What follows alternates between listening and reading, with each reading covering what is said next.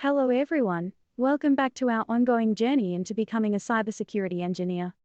We've learned a lot about the different elements of cybersecurity, from the basics, tools, certifications, and even programming. In our last episode, we introduced Python, and today we're going to explore one of its main applications in cybersecurity, automating tasks. One of the key strengths of Python is its ability to automate tasks, which is crucial in the field of cybersecurity. Automating repetitive tasks not only saves time but also reduces the risk of human errors, allowing you to focus on complex issues that require critical thinking.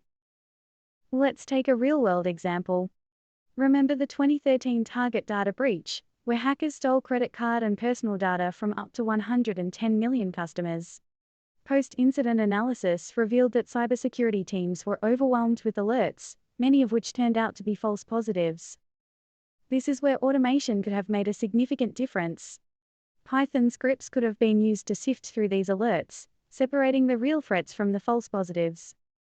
Over the next few minutes, we'll look at some basic Python scripts for tasks such as scanning networks, parsing logs, and sending automated alerts.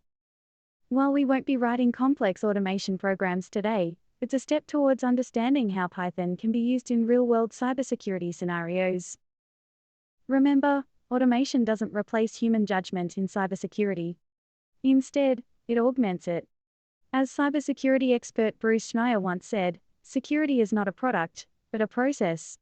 Automation is part of that process, enhancing our capabilities and making us more effective cybersecurity engineers.